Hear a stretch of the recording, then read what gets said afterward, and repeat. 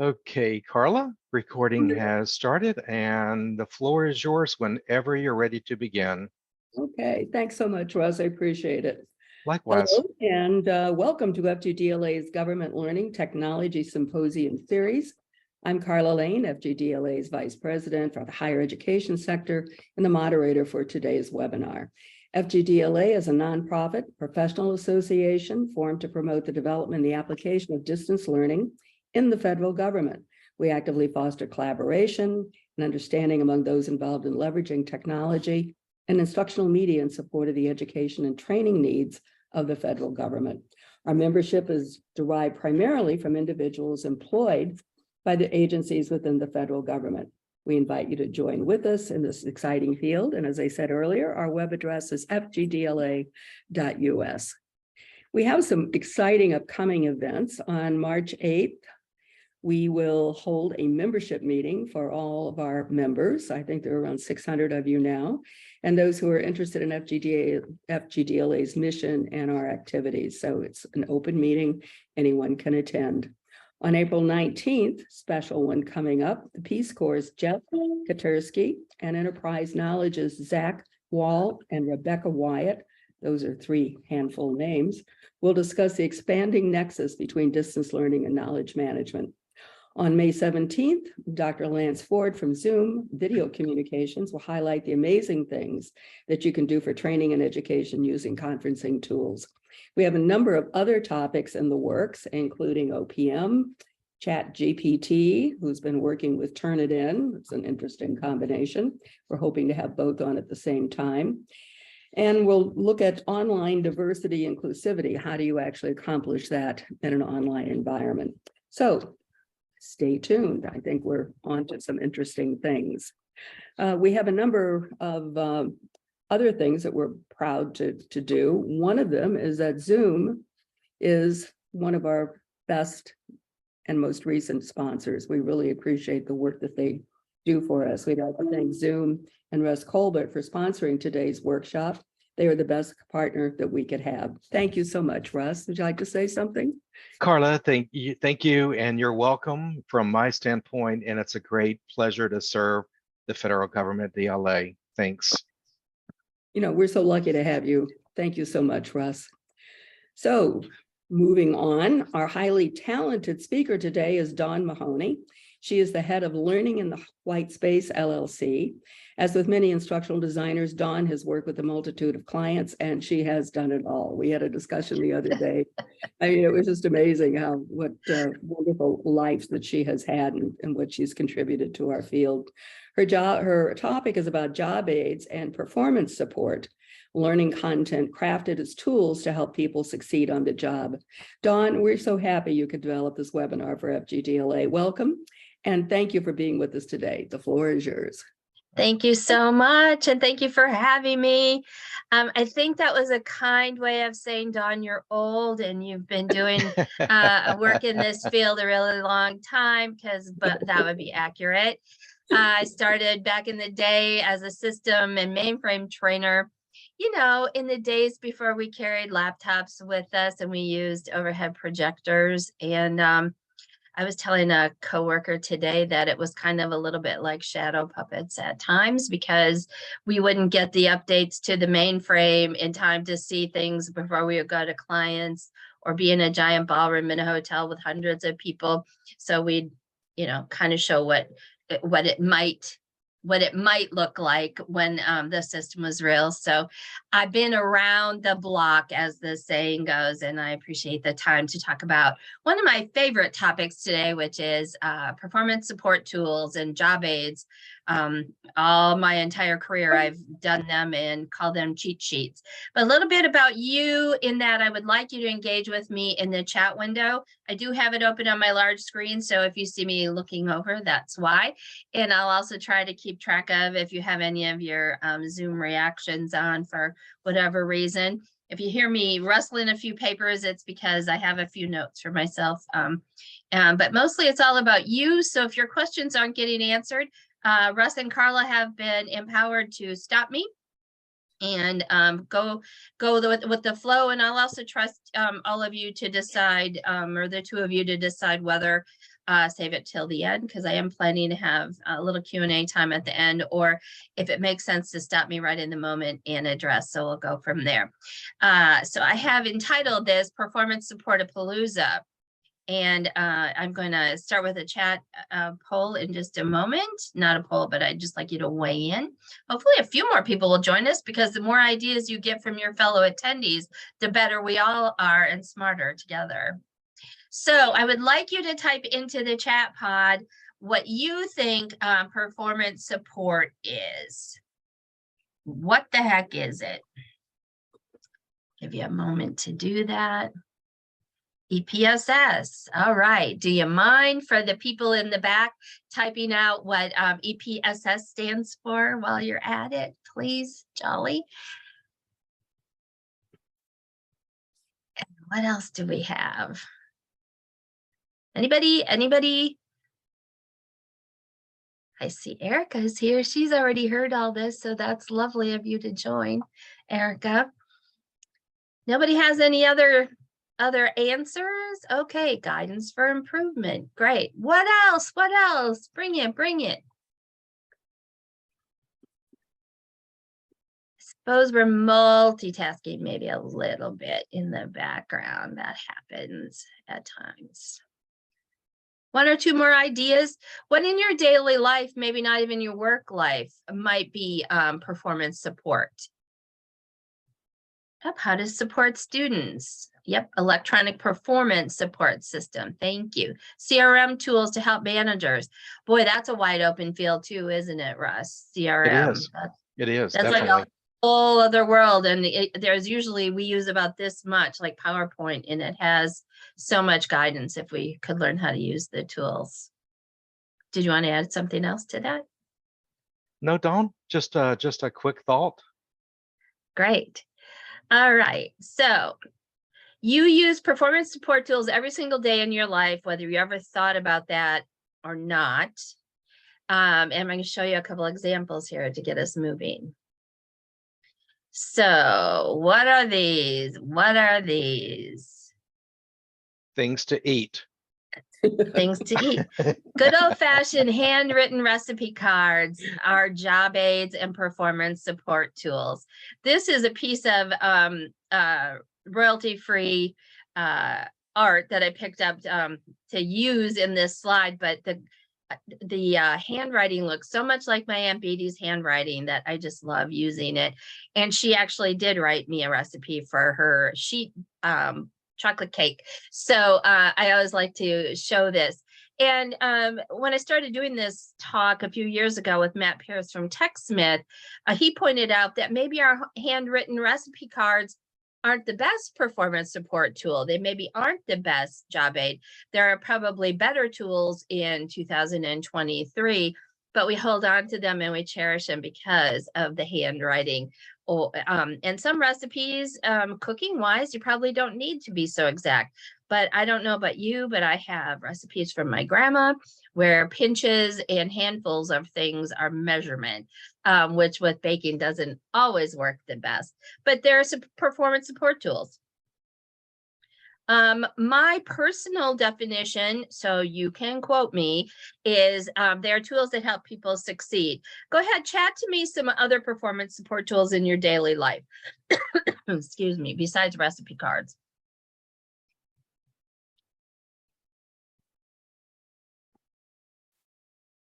Don, I'm wondering if could it be something like it's not really performance, but it's like driving aids. It's like GPS in my automobile to help me get from point A to point B. Who can live without a navigation aid in their car anymore when you're driving somewhere you don't know?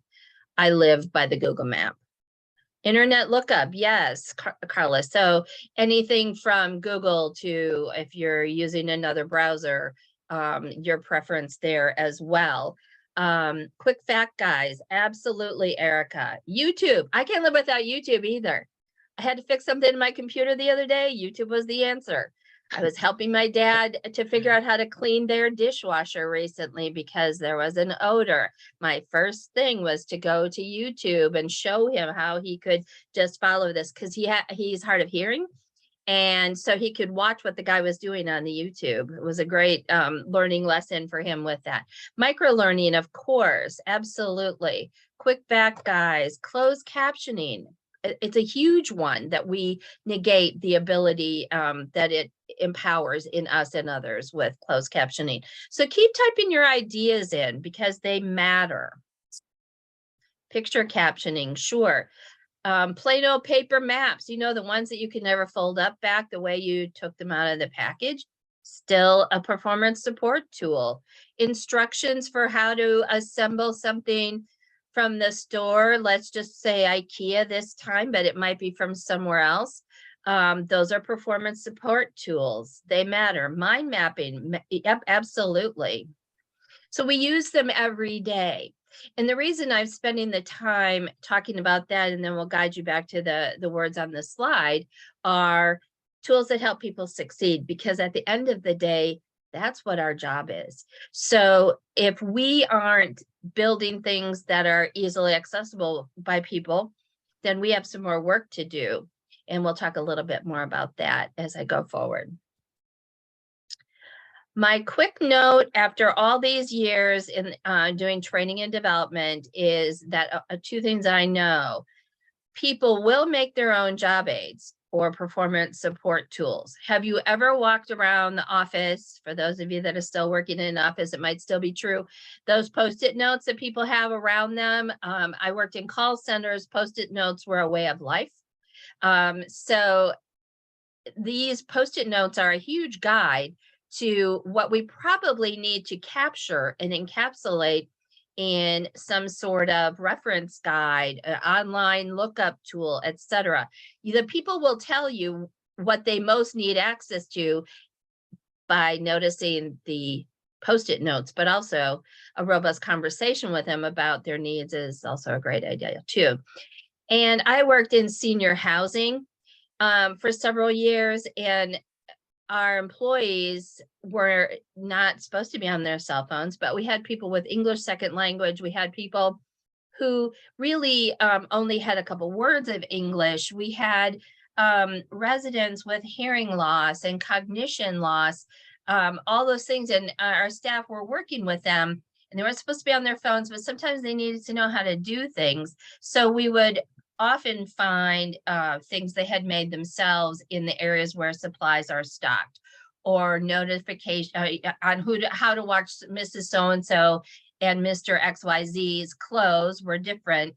So they made their own cheat sheets to make sure that they were doing the laundry appropriately. So people will make their own job aids. Let's go ahead and guide them in the way we want them to do things. Make sense?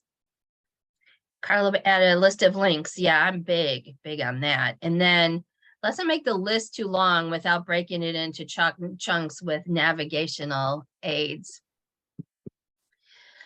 Having worked all these many years and in some complex and dense and robust areas of learning, mainframe systems, Visa, MasterCard, 16-digit credit account, numbers, for testing, all the things that go with working for a processor. And in the banking world, my constant question in my career has been, why do we try to make people memorize things? Why are we forcing that? Some people don't memorize well. So why don't we give performance support tools that help them succeed? Back to that. Anybody disagree with me on the memorization? I'd love to see your comments in the chat. Are you kidding me? We remember everything, Dawn. All the time. The quote from my dad is, if you give me more than 3 things when I'm going to the store, I'm going to forget 2 of them. So just don't give me more than 3. Any more than 3, write it down on a list. A grocery list, absolutely. Yeah. And these days I have one of those devices that has a female first name. The first name starts with A. She'll talk if I say her name right now, but I bark my grocery items to her as I travel through the days in between shopping. And conveniently, she gives it to me on my phone when I'm in the store. I just made up a list of things that I always buy. I saved it as a Word document, print it out each time I get ready to shop and check off what I need. It's a job aid. I had people I used to go away for Memorial Day every year with, and they had lists like that. They would just, are we still eating these foods on these days? Here's the list, you know, it's that whole thing.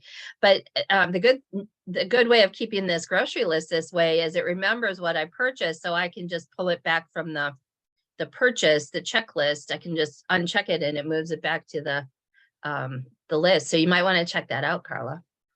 Yeah, are you talking about online for the vendor, like the grocery store recently purchased things in the last, 300 years? Yeah, she keeps them all right in there, and so I can just revisit things and then just add what I didn't bark in the meantime. I'm talking about Kroger's and CVS. They have stuff that you've bought in the past. Yep, store apps, right? Yeah, right, exactly. Whatever you want to call them.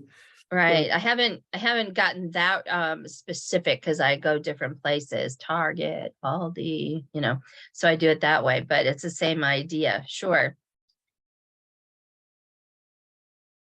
So I would love for you to tell me a few things that you believe people need to be successful in your work roles. Tell me a little bit about your work, what you do, what you provide, or what you think you could provide to help people succeed. Give me a minute or so on that.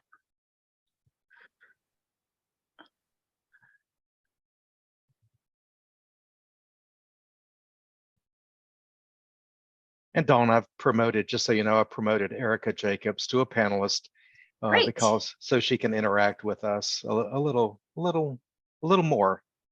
We met last September when I was doing this session in a very warm room. And some people couldn't hear me because they were sitting by the fan. So it was interesting dynamic.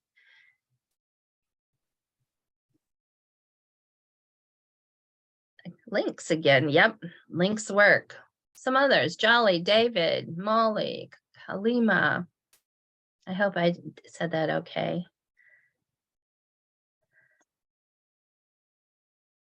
What do you need to be successful in your job? Oh yeah, desk guides and SOPs, those matter. It's 2023 and we still need them, right? We probably graduated from the 1,000+ pages in a giant, one of those really big 3-ring binders with tabs. And people would have to go around and change the pink sheets and the gold sheets around in the call center, but they're still a valid tool. Special tools like Gainsight and Salesforce. Well, I know about Salesforce. I'm not as familiar. I haven't heard of Gainsight before. Gainsight. Gainsight. Gainsight. It's an incredible tool, Dawn, and it allows a person like myself as a customer success manager to put that has 70 customers assigned to put in notes about each individual customer and what they have. Basically, it just keeps track of them so that we don't forget about them and that our leaders and our managers can see what we're doing and what the customer is doing. So it's a job aid for us. Sure. And it's probably got various tools in there that are job aids too. Just like, I guess you can set up, is Evernote still a thing? I'm glad I pronounced your name correctly. Thank you for checking in on that. I mean, it's a wide, wonderful world out there and things. We're not even thinking a good old dictionary is a performance support tool.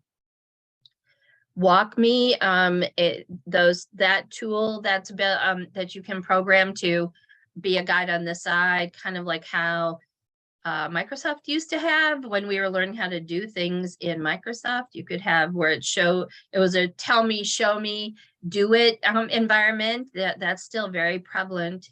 Leo Learning, I think that's still the name of the company. Guides for how to fill in reports and forms. You are speaking my language.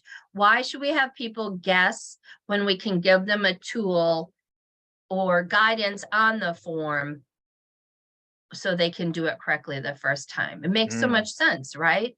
Again, why are we boxing people about the head for why didn't you memorize this? If we give them a tool, they'll be successful.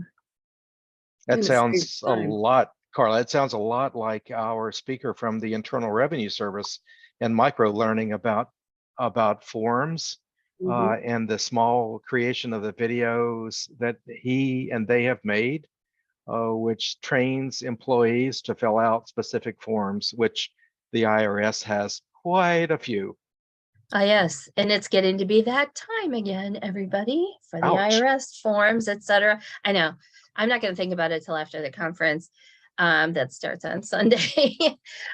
Decision-making aids, checklists, infographics. I think we've graduated a little bit from flowcharts, but flowcharts are a job aid. If people need to know how to get from point A to point Z and any of the finer points in between, we need to guide them that way. And so we need to make it visual. We need to make it understandable from their perspective, not ours. Or can I just say for a moment, not the perspective of the subject matter experts? Because sometimes they give you more information than we actually need, or it's jargon and lingo.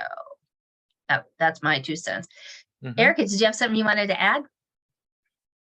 It's just really good to see you, and I'm enjoying hearing this again. You make me laugh too, so thank you. Oh, good, because I feel like I'm a little bit in dialogue. I'm so glad people are talking to me.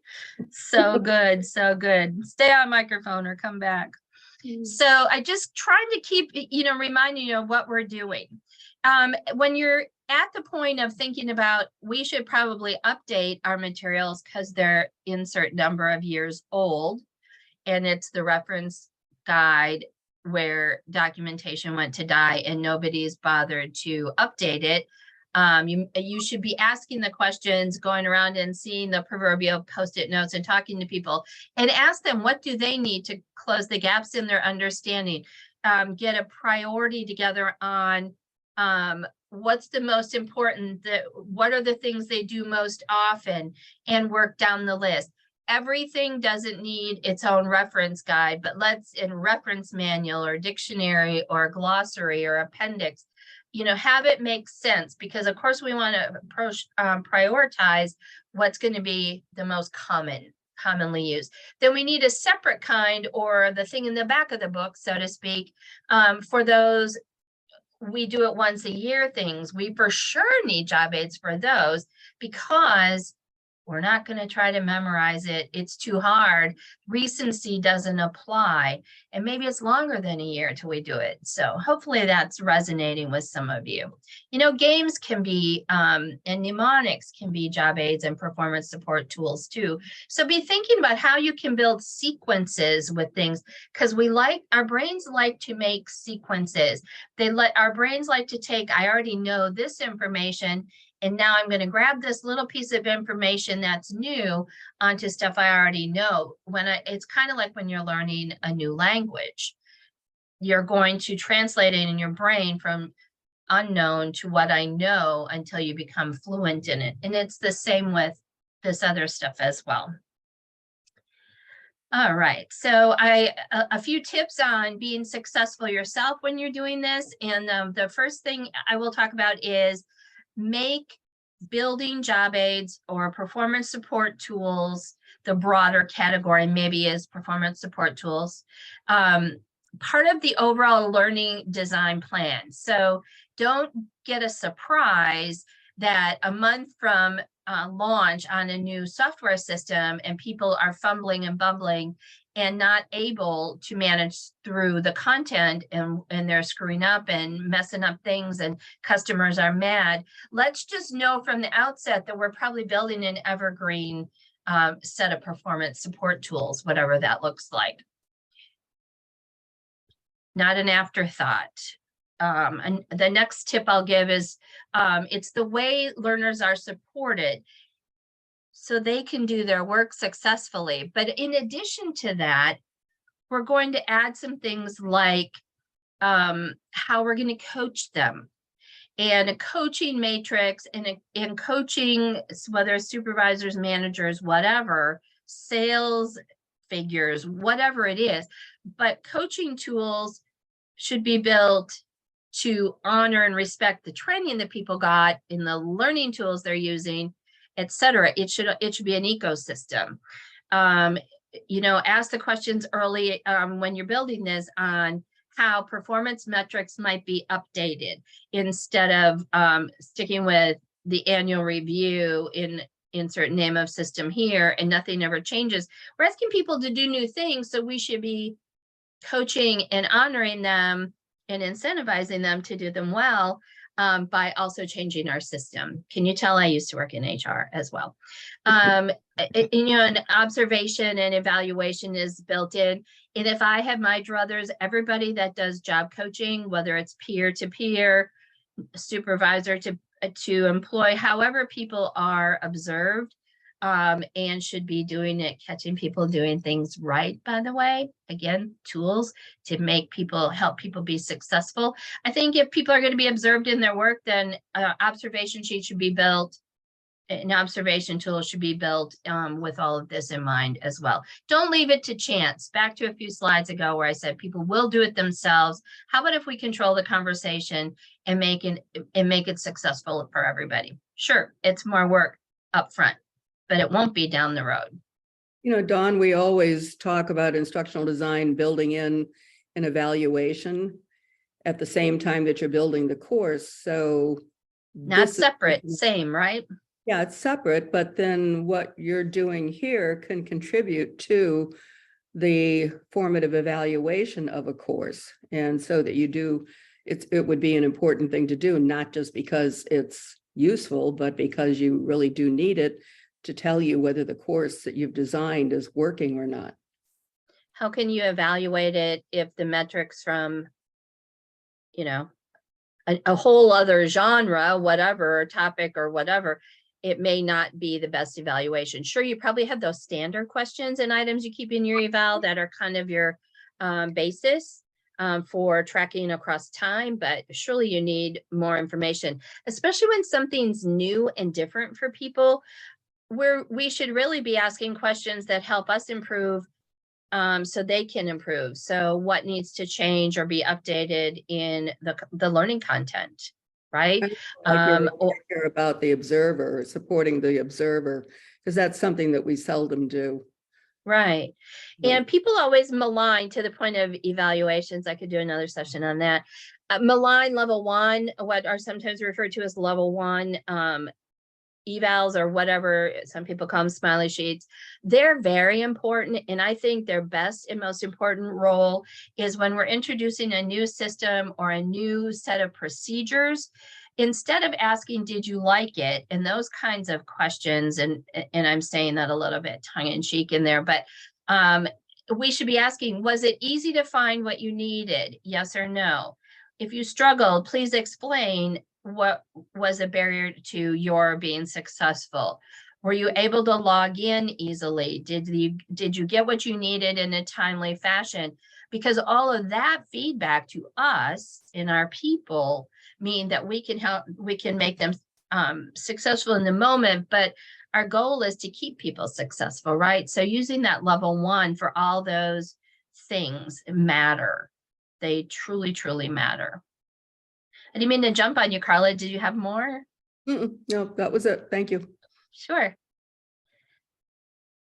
These are just a couple of the tips because I've learned the hard way through life. Again, observation sheets, I'm just going to make them so that we're observing the right things, that they're also being coached on and things.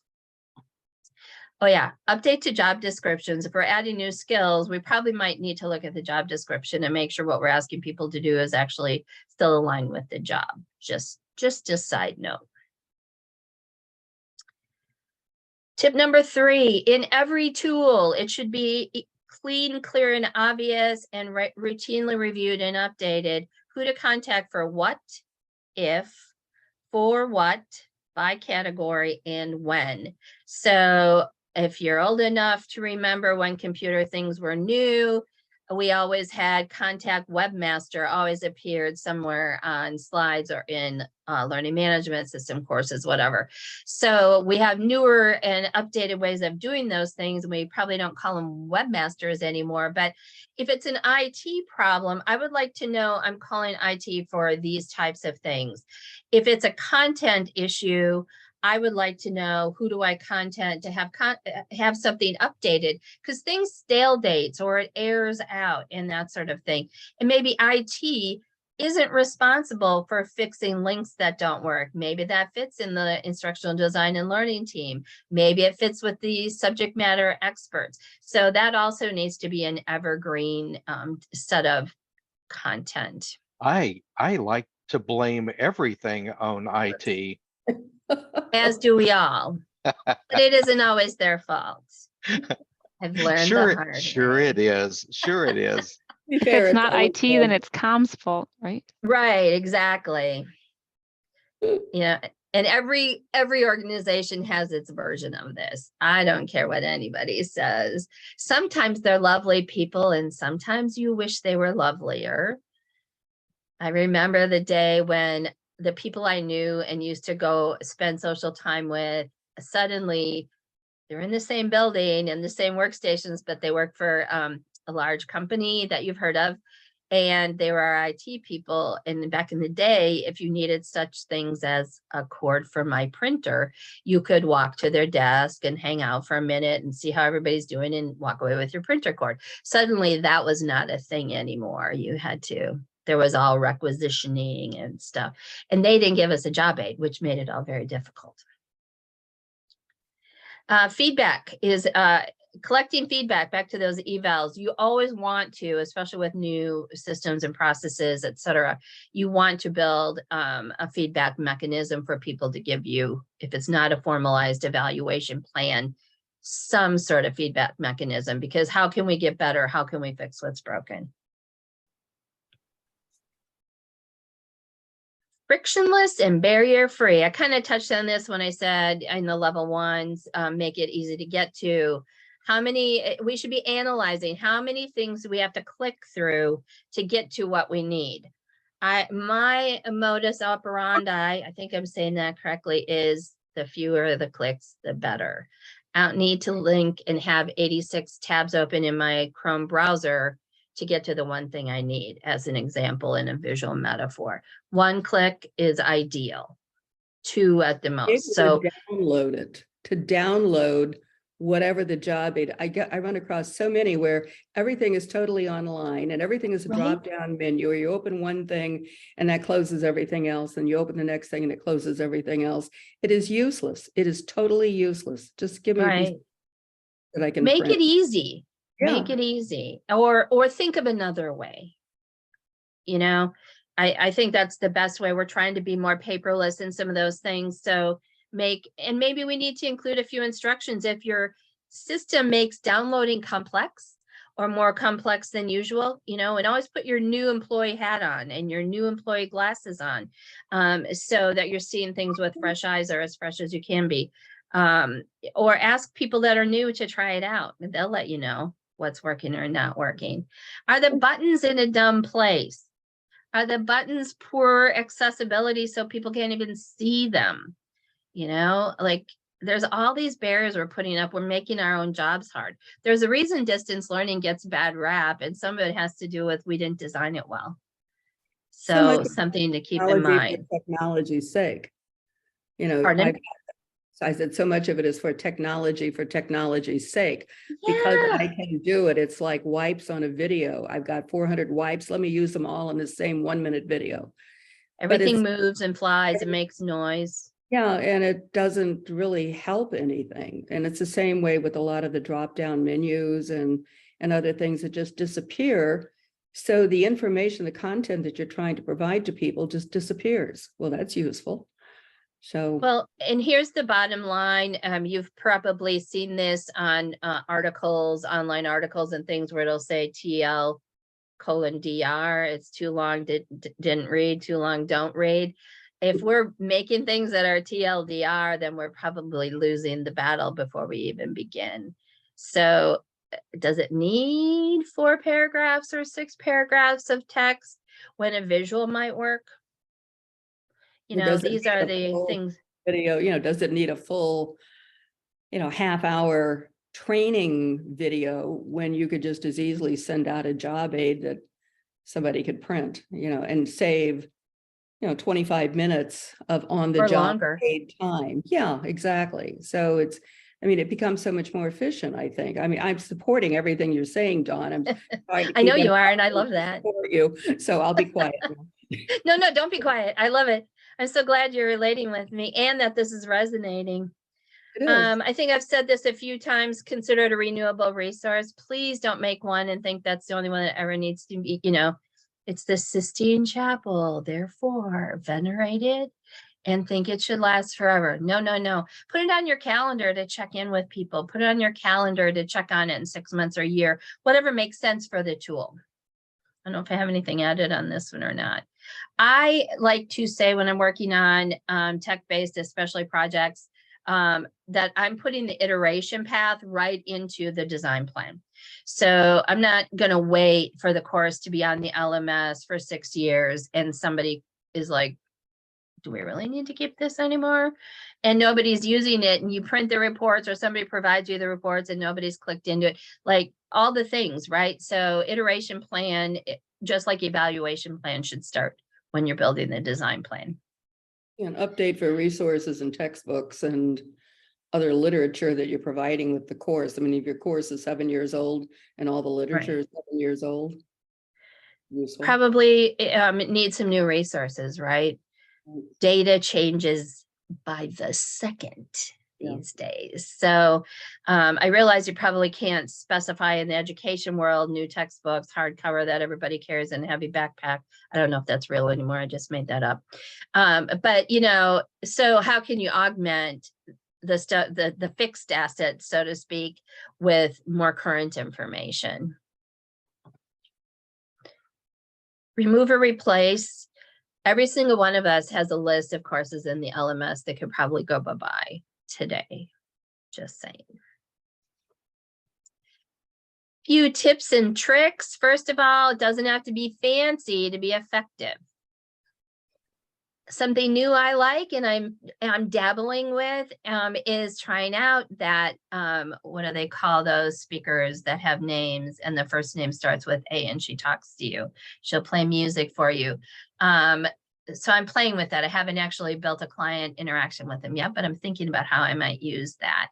And Glide Apps is a free tool out there where you can actually build a mobile app for things. So maybe you just need something to get people over the hump in a busy environment. Maybe something easy like that might be the answer.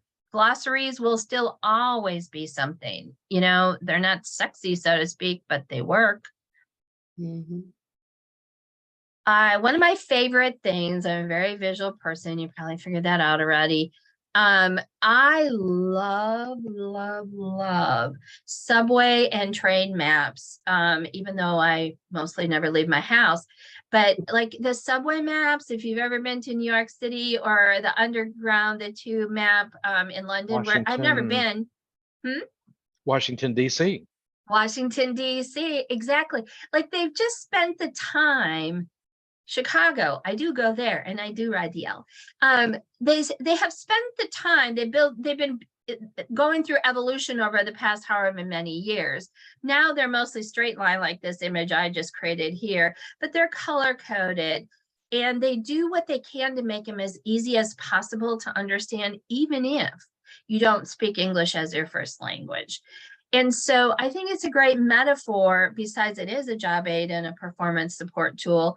I think that if we could simplify much of what we do, a la these types of maps that I'm talking about, by showing people the endpoint, where you're driving them to, or where you hope the endpoint is, or maybe it's individual endpoints, but then also the milestones along the way and how they get there, I think the better off we are. So how can we make this both visual and verbal, for instance, and not verbose?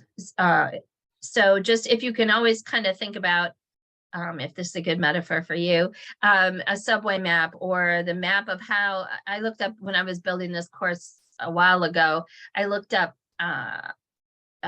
subway maps in Paris, because Paris has the different areas called things different than I'm accustomed to. I kind of want to see how they were handled, and there's some pretty good examples out there.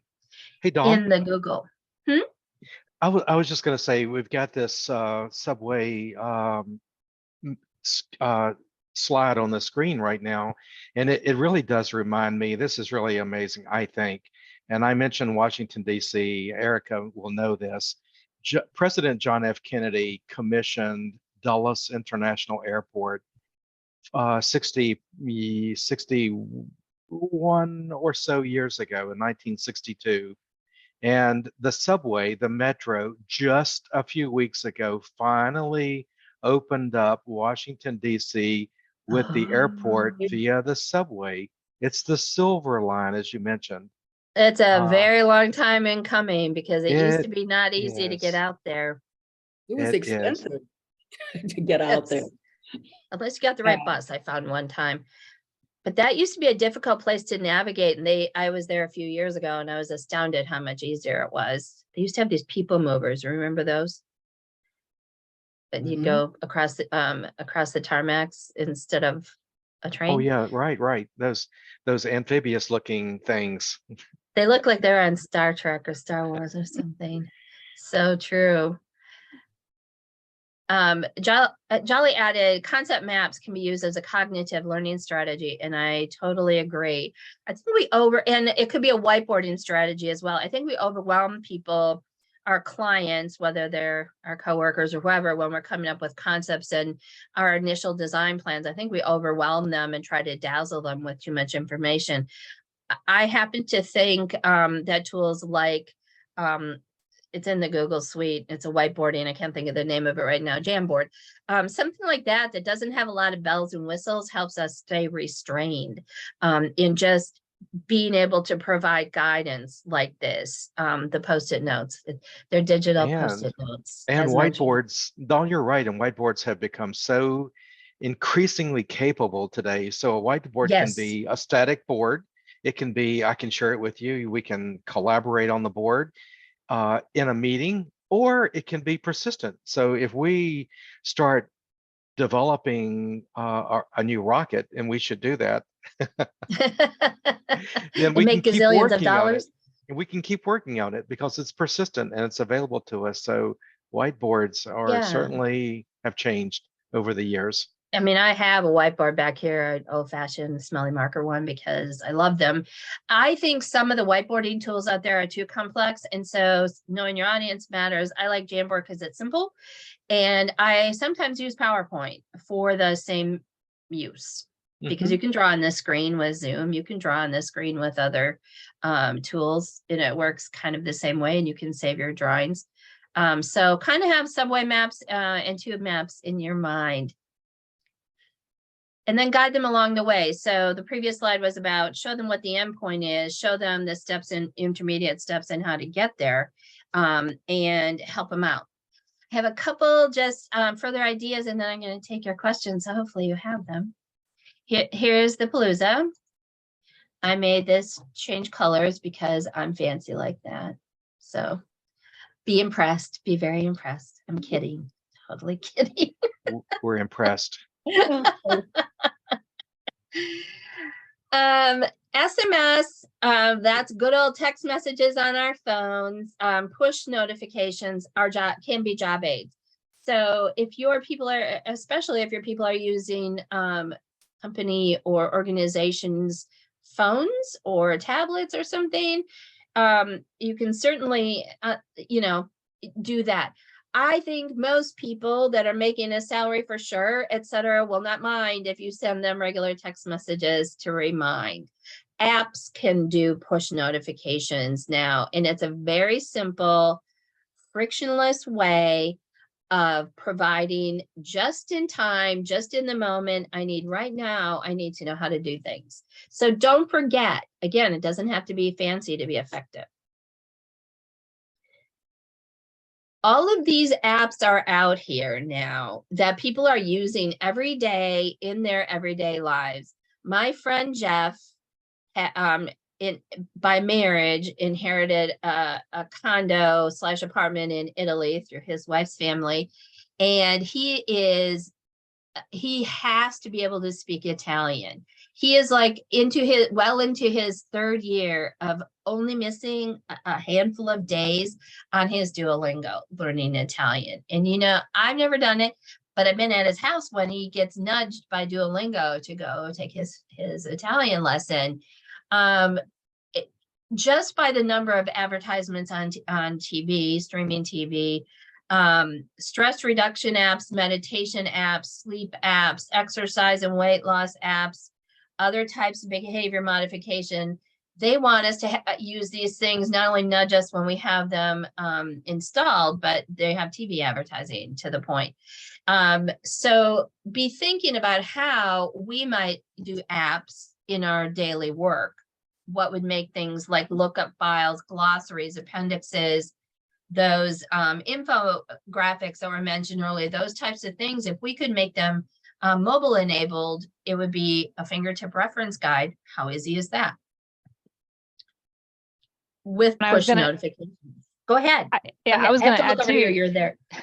I was going to add too, and even our watches that can remind us to stand up if we've been sitting for too long, which I think is still good for the work environment too.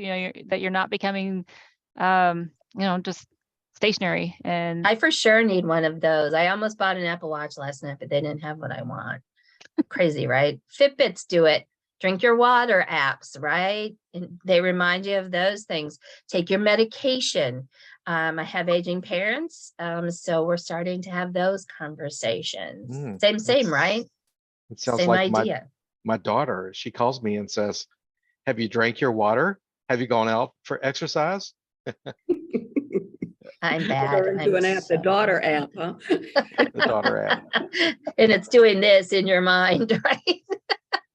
I think though, with what Eric is talking about with the watches, I mean, I've got one and I'm just amazed. I mean, the first time I was able to answer the phone on my watch, I was hooked forever. And it will play video, it will do, stocks, it will do anything pretty much that you want. Pretty much everything that I've got as an app on my computer is now also on my iPhone and on my watch. I bought a new iPhone a couple of weeks ago, so that I'm all set when I get the Apple Watch. Okay, I've been holding off buying one for a really long time because I used to read old Dick Tracy comic books that were at my mom's aunt's house when I was growing up. And Dick Tracy could talk into his watch. I know.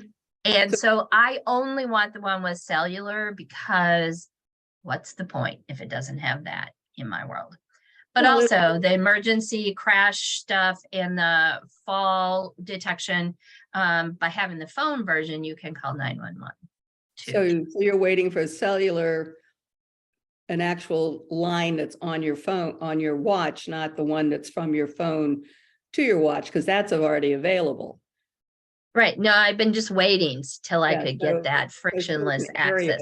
I may never actually talk to anybody on the watch, but I want to know that I can. Surprised. And where you have those communications. I'm now actually giving you all the impression that I actually have a life. So then we'll see. No, I know you don't have a life. Oh, God. But I'm looking forward to the day when I get that. These are I built these yesterday, so they should work. QR or barcodes. I was a huge QR code person when they first came out and have loved them ever since. I found out today that you can create QR codes on Bitly for free. I create them in Canva. I can Proform, I think the blue one, Flow Code it's called. They usually let you do some customization for free. If you're going to use these on a regular basis in your organization, just buy a subscription to something that makes them. Don't even try to do the free ones, because then you can have consistency, but they let you put images and stuff in as well. And I could never get this sold at my company, but I worked for the largest senior housing company in the country.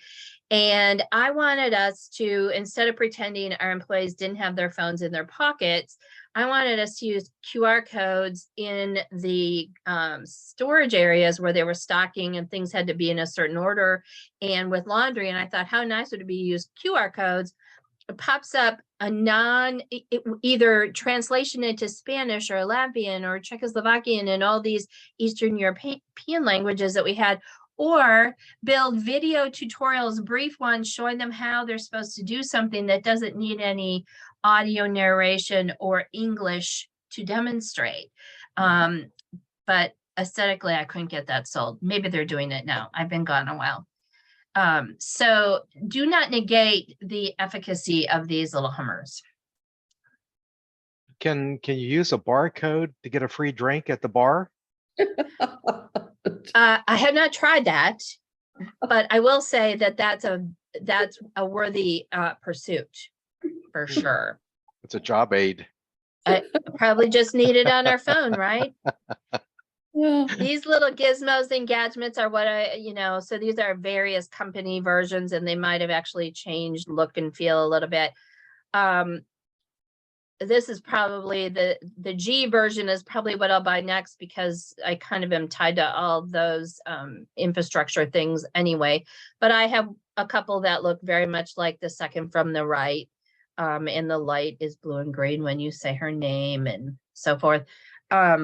And these can also send messages. And I'm soon going to learn how to build push audio messages to my parents, because they live 2 hours away from me and they can talk to me through their devices and back for them to see how that works. I haven't done it yet. But you could also, I actually went to one of the flagship and headquarters building for Whole Foods in Austin last fall.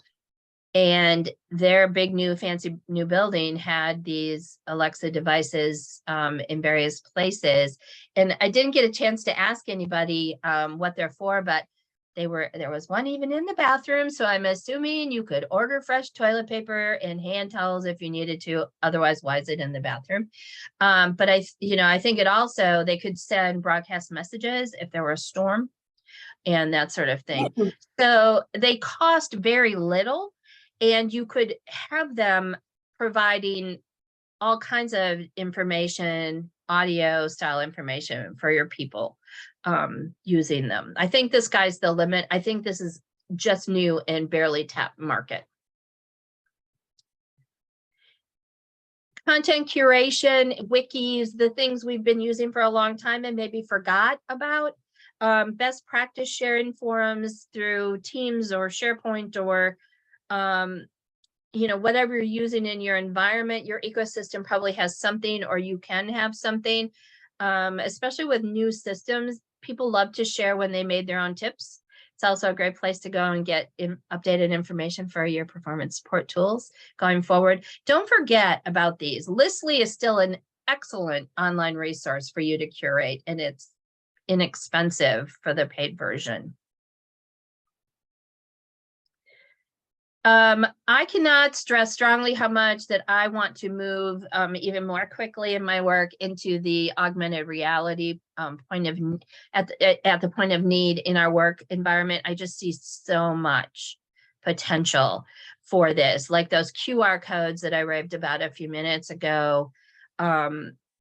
This is an image of a woman. There's equipment behind her. It probably has to be put away in a particular order.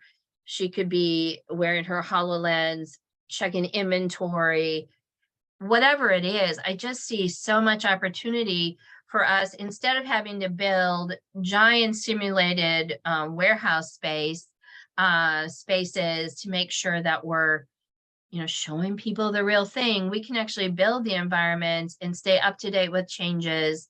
We can give them opportunities to practice where they don't get hurt or have the potential for injury, damaged product, whatever it is. Restaurants, right?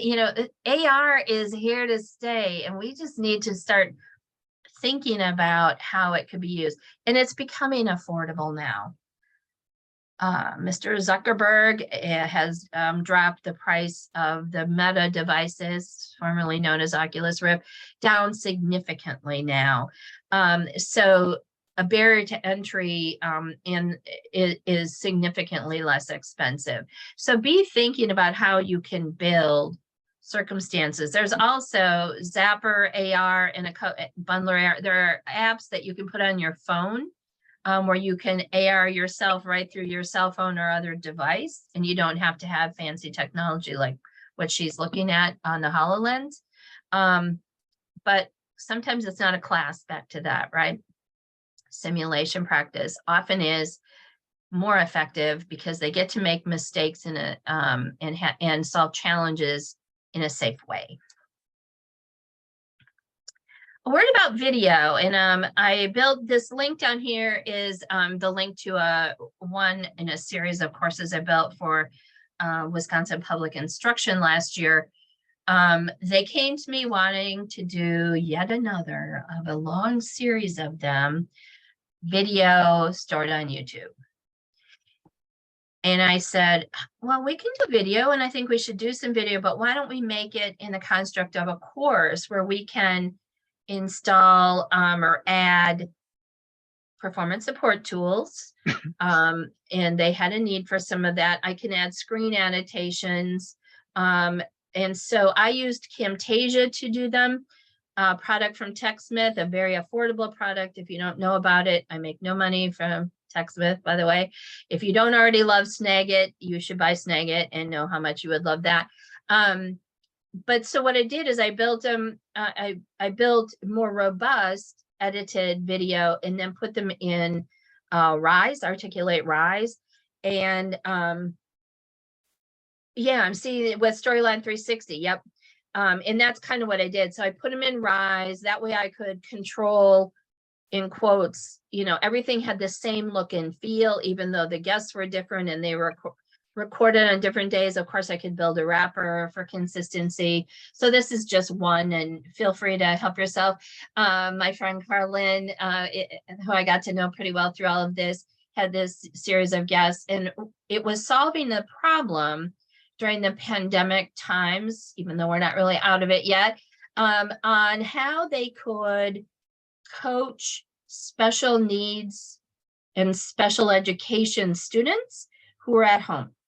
They had some of that in place, but they wanted to give people tools because, again, their goal is to help, you know, kind of, it was an aha moment when they said, our goal is always to help them be successful in life and at home. So why aren't we building these in such a way that anybody who works with these students can have the same conversations and learn along with us on how to have assessment conversations? And you know, they have these performance planning that they do on a weekly basis with the students, like, you know, talking with them about how, and it becomes an interaction with parents and teacher and coordinators, and everybody is having the same conversation. So putting the resources in there and so forth. Yes, it's very much like flipped. This is not that robust, but it's on the same idea, Carla. But I put them in a course, even though there's no LMS, versus just video. And the reason I did that is because not everything needs to change if something needs to change. And it's really hard when you have a 45-minute or 2-hour video and something in the middle, and you only have video and something in the middle changes. This gives you opportunities for, you know, more small chunks in that kind of thing. So trying to adapt to the environment. The other thing about video, and I'll just say one other thing is let me just stop you for a second. Okay, go ahead. You talked about video a while ago in TechSmith and Camtasia. I think so much using video components where you can put something together to begin with, but then 6 months later, when all the content changes, you're able to go in and edit it. And that is so important because you don't lose everything that you've already done. You don't have to redo the whole thing. I was on a faculty call yesterday, been a bunch of changes in a doctoral program. And, you know, one woman had produced video after video after video, probably had 50 videos, and now all of them have to be changed because she didn't use a program that allows editing. Oh, wow. Yeah, recording directly into YouTube is not ideal. And however you record, but high definition camera on your phone nowadays, right? So we can definitely record things. And what Carla just said is so true and exactly where I was going to go. It's like I gave you a prompt. Go ahead and record it. Be open to chopping it up in small bits and pieces, because that's going to make it effective for long term. But if you only store a long video or however long it is, in the chunks in the middle need to be on YouTube, you really have to do a whole new video, or you have to take it down and rework it and put it back on YouTube. Like you're limiting yourself. It's easy to do, and you can build a transcript, is why people want to do it. And I already have a YouTube channel. But so, and the other thing I'll just say is, it's easy to do a video. It might not be the best job aid, is the other piece. Plenty of opportunity for it. It doesn't work for everything. Well, people who are new to video tend to use very busy video and then wording that doesn't match what's going on. So the cognitive overload is the killer, because your brain is looking at one thing and hearing another, and they don't match up. Yep. And keep it simple in everything, right? It's a major mistake that most novices to video might do. And do not hear that I don't love video, because I do. But I think it's so easy to just record something and forget that there might be more that goes with it. Dawn, it's 2:00 my time. Okay, perfect. And I'm really wrapping up. So I have some fabulous prizes for you. You can use this QR code. It'll take you to this job aid selection tool that I built. Duplicate, make a copy, and then you can use it as a resource for whatever's true in your organization, the types of things that you might consider making a job aid for, and then whatever tools and resources are available to you in your organization. And I want to be sure you got the picture, but just in case. Another further conversation is, this all came from building a course that's on TechSmith's free academy, and you can go to techsmith.com. You will have to put, I think this QR code takes you to a direct link to the course. I am not paid by TechSmith. That's just my friend Matt wanted me to do this, and here we are. And this is a picture of Matt. This should take you directly there. If not, you may have to add an email address, but it's completely free. I can type it, sure. And I didn't get your questions. I'm happy to stay a few minutes if that's allowed, to answer any questions. Apparently I can't type this afternoon though. Let's do a screenshot of that page. And I did see, I'm not sharing the slides per se, but you know, I can't stop you from screenshotting things. Here's how to find me. I am an instructional designer and trainer in my own little company. So if you need help or want to have more conversation about this with your team, here's how to find me. Did I miss any questions besides the slides, which I addressed? I don't think so. I don't think so. You're welcome to everybody. Thank you for that. Thank you for allowing me to talk about one of my favorite things today. Thank you, Dawn. We want to thank you for joining with us today. I mean, what a great presentation. It's so unusual to really get down and talk about things that really work on a much smaller platform. So thank you for doing that. And I also want to thank Russ Colbert and Zoom for enabling us to work with Zoom today. And I want to thank all of you for joining us today. So stick with us, check fgdla.us for our other seminars and webinars and workshops. And we'll see you soon in probably March. Thank you so much. And congratulations are in order to Erica, apparently. I learned the other day. To who? To leading Erica. The group. Erica is the new president of FGDLA. Yes, exactly. So join us for the March meeting, for the membership meeting, and you will see Erica in full force. So thank you so much. Thank you. Bye, everyone. Bye-bye. Bye. Thank you.